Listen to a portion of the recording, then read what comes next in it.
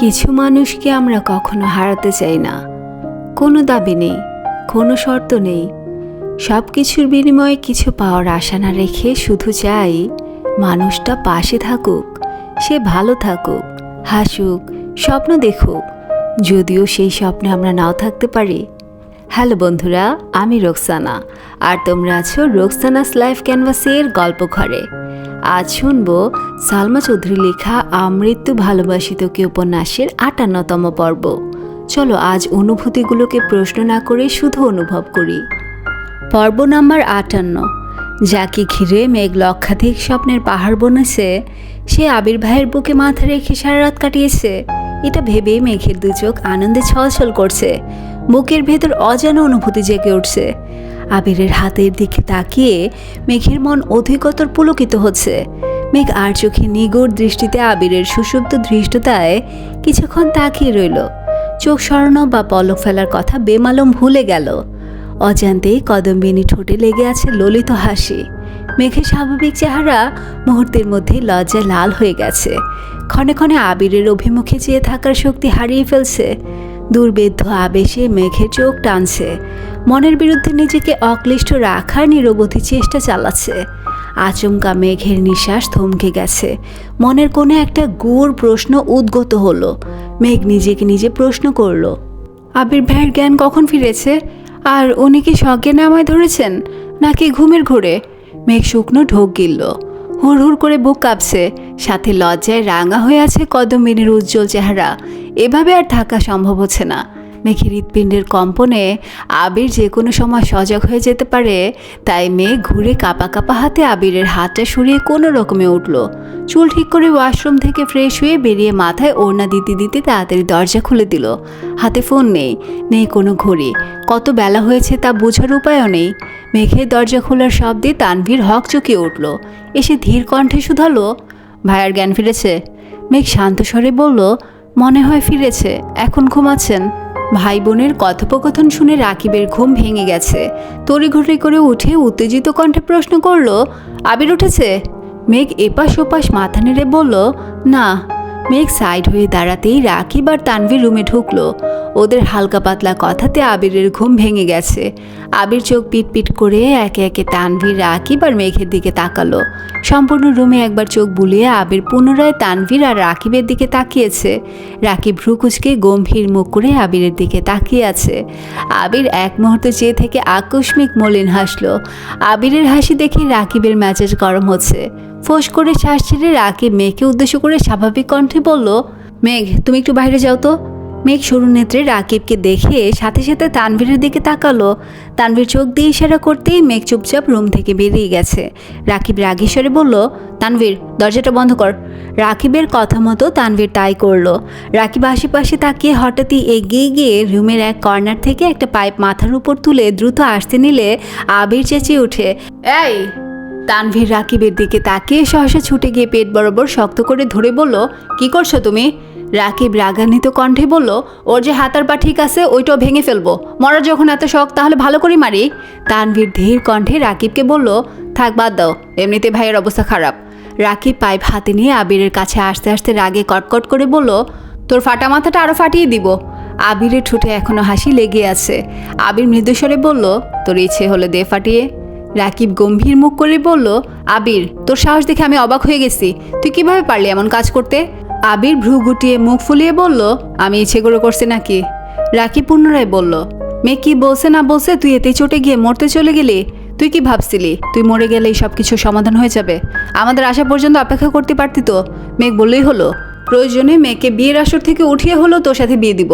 আর কোন ছেলে সামান্য পছন্দ করে বলাতে তুই এমন কাণ্ড করে বসলি? মেঘের মনে যত যেই থাকুক সবগুলোকে মেরে সেখানে তোর বসতি স্থাপন না করলে আমিও রাকিব না। আবির মুচকে হেসে বলল, আমার মেঘ আমার ছিল, আমার আছে, আর আমৃত্যু আমারই থাকবে। ও কোনো ছেলেকে পছন্দ করা তো দূর, কোনো ছেলের দিকে ভালোভাবে তাকিয়ে দেখে না। ওর মন মস্তিষ্ক জুড়ে আবির ব্যতীত অন্য কোনো পুরুষের অস্তিত্ব নেই। আর কোনো দিন কেউ আমার কদম্বিনীর প্রিয় পুরুষ হতে পারবেও না, এই কনফিডেন্স আমার আছে। তাহলে মিনহাজের থেকে ফুল নিল যে? ফুল নিতে দেখছিস? না, কিন্তু ছবি যা দেখছিস সবগুলো মিনহাজ ওকে ফুল অফার করছে, কিন্তু আমার মেঘ সেই ফুল ছুঁয়েও দেখেনি। তারপরও ওই ছেলে সাহস কীভাবে হলো এভাবে মেয়েকে ফুল দেওয়ার? এটা ওদের প্ল্যান ছিল। ওরা ছবি তুলে ফেসবুকে পোস্ট করার প্ল্যান করেছিল যাতে সেটা আমার চোখে পড়ে, কিন্তু আমি ওখানে চলে যাওয়াতে ওরা থতমত খেয়ে ফেলছে। তুই এসব কিভাবে জানিস? মেঘ বলছে। আমি আগে থেকে সব জানি, তাছাড়া মেঘও কিছুটা বলেছে। হারামি, তুই যদি আগে থেকে সব জানতিস তাহলে এভাবে অ্যাক্সিডেন্ট করতে গেছিলি কেন? আবির গম্ভীর কণ্ঠে বলে উঠল, আমি মেঘকে বেশি কিছু বলতাম না, বরং ওদের সাথে আড্ডা দিয়ে আমি ওকে নিয়ে চলে আসতাম। কিন্তু ওই ছেলের এক্সট্রা কেয়ার দেখে সঙ্গে সঙ্গে পায়ের রক্ত মাথা উঠে গেছিল। না বুঝি হুট করে প্রশ্ন করে বসি মেঘ সেই ছেলেকে পছন্দ করে কি না। আমার 100%-এর জায়গায় 1000% কনফিডেন্স ছিল মেঘ না বলবে। অন্তত আমার চোখের দিকে তাকিয়ে ও কোনো দিন মিথ্যে বলতে পারবে না। কিন্তু ও যখন আমার চোখে চোখ রেখে হ্যাঁ বলল, তখন এক মুহূর্তের জন্য মনে হচ্ছিল আকাশটা বোধহয় আমার মাথায় ভেঙে পড়েছে। আমি দাঁড়িয়ে থাকা শক্তি পাচ্ছিলাম না। আমি আগে থেকেই জানি এসব কিছু ওদের প্ল্যান। ওরা আমার মুখ থেকে কিছু শুনতে চাচ্ছে, কিন্তু ওর হ্যাঁ শোনার পর নিজের উপর নিয়ন্ত্রণ হারিয়ে ফেলেছিলাম। যখন বুঝতে পেরেছি এখানে থাকাটা রিস্ক, তখনই আমি সেখান থেকে চলে গেছি।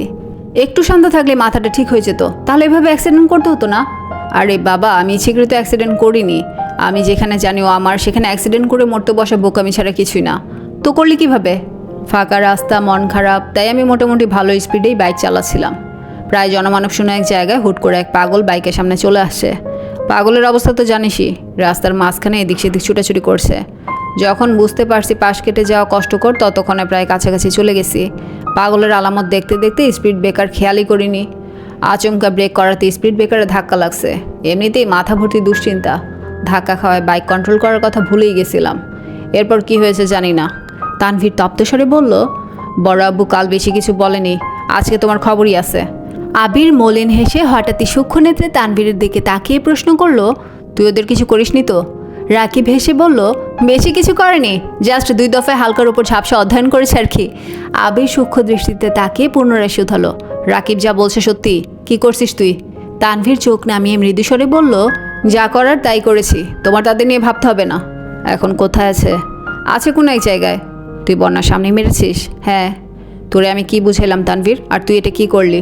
আমি এত মেপে চলতে পারবো না ভাইয়া, ওইটা পাবলিক প্লেস না হলে। আর রাকিব ভাই আমায় না আটকালে গতকাল ওইখানেই ওই ছেলেকে খুন করতাম। আবির শান্তস্বরে বলল, যুদ্ধ হয় সমানে সমানে, ওরা যতই লাফালাফি করুক না কেন, তোর আমার কাছে ওরা এখনও অনেক ছোট। তানভীর ফোঁস করে শ্বাস ছেড়ে গম্ভীর কণ্ঠে বলল, ছোট হয়ে বড়দের মতো আচরণ করছে, তাই আমি আমার রূপ দেখিয়েছি। তোর আচরণে বন্যার তোর প্রতি বিদ্বেষ না চলে আসে? আসলে আসুক, আমার জীবনে আমার ভাই বোনের সামনে বাকি সব কিছু গুরুত্বহীন। সে যদি এতটাই ম্যাচিউর হয় তাহলে আশা করি অবশ্যই বুঝবে।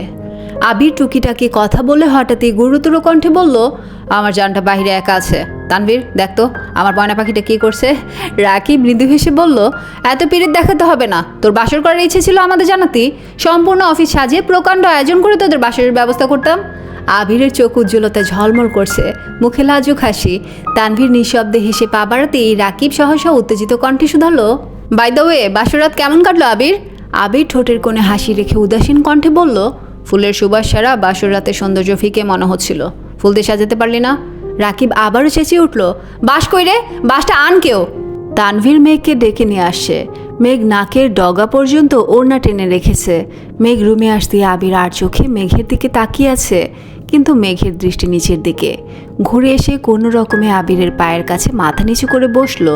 তানভীর আর রাকিব নাস্তা আনতে বেরিয়ে গেছে। রুমে শুধু আবির আর মেঘ। আবির এক দৃষ্টিতে মেঘকে দেখছে। পাতলা ওড়নার আড়লে মেঘের কুণ্ঠ অভিমুখে আবির নিষ্পলক চোখে তাকিয়ে আছে। তৎক্ষণাৎ রুমে আলী আহমদ খান সহ মালিহা খান এবং হালিমা খান ঢুকলেন। আলী আহমদ খান রাগী স্বরে বললেন, জ্ঞান ফিরেছে তাহলে? আবির খানিক হাসল, আর কিছুই বলল না। আলী আহমদ খান গুরুতর কণ্ঠে শুধালেন, তুমি কি ঠিক করেই নিয়েছো তোমার আম্মু আর আমাকে শান্তিতে থাকতে দিবে না? আবির কণ্ঠ খাদি নামিয়ে শান্ত স্বরে বিড়বিড় করে বলল, আপনাদের শান্তির জন্য প্রয়োজনে নিজের মনকে পুড়িয়ে ছারখার করে দিব। আলী আহমদ খান ভারী কণ্ঠে শুধালেন, তানভীর কোথায়? নাস্তা আনতে গেছে। আলী আহমদ খান হুঙ্কার দিয়ে উঠলেন, তোমাদের মতো বয়সে বিজনেস করে একা হাতে সংসার সামলিয়েছি, আর তোমরা? আজকে তুমি অ্যাক্সিডেন্ট করে পড়ে আছো, 2 দিন পর তানভীর অ্যাক্সিডেন্ট করবে। এই বয়সে এসো তোমাদের জন্যই টেনশন করতে হবে নাকি? আবির মৃদু হেসে ভারী কণ্ঠে বলল, আই তানভীর, তুই কিন্তু কোনোভাবে অ্যাক্সিডেন্ট করিস না। তানভীর আচ্ছা বলতে আলী আহমদ খান পেছন ফিরে তাকালেন। তানভীর রুটি কলা আরও অন্যান্য খাবার নিয়ে আসছে। মালিহা খান শীতল কণ্ঠে আবিরকে বললেন, সাবধানে গাড়ি চালাতে পারিস না। হালিমা খান স্বাভাবিক কণ্ঠে বললেন, খাবার নিয়ে আসছি, আগে খাবার খেয়ে নে। মেঘ নীরব দর্শকের মতো মাথা নিচু করে চুপচাপ বসে আছে। মালিহা খান আবিরের হাত মুখ ধুয়ে দিয়েছেন। কিছুক্ষণ পর ডাক্তার এসে দেখে গেছেন। ডাক্তার চলে যাওয়ার পর মালিহা খান নিজের হাতে আবিরকে খাইয়ে দিতে লাগলেন। তানভীর রাকিবও খাচ্ছে। হালিমা খান স্বাভাবিক কণ্ঠে শুধালেন, মেঘ তুই খাবি না? খিদে নেই, পরে খাবো। আবির তানভীরের দিকে তাকিয়ে ইশারা দিতেই তানভীর বসা থেকে উঠে এসে স্বাভাবিক কণ্ঠে মেঘকে বলল, হা কর। মেঘ বলে, খাবো না আমি। হা করতে বলছি। মেঘ মাথা তুলে অল্প করে হা করল। তানভীর মেঘকে খাইয়ে নিজেও খেয়ে নিয়েছে। খাওয়া শেষ হওয়ার 10 মিনিটের মধ্যে জান্নাত আর আবিরের ফুপি রুমে ঢুকলো। ওনাদের দেখে সবাই আশ্চর্য নয়নে তাকিয়ে আছে।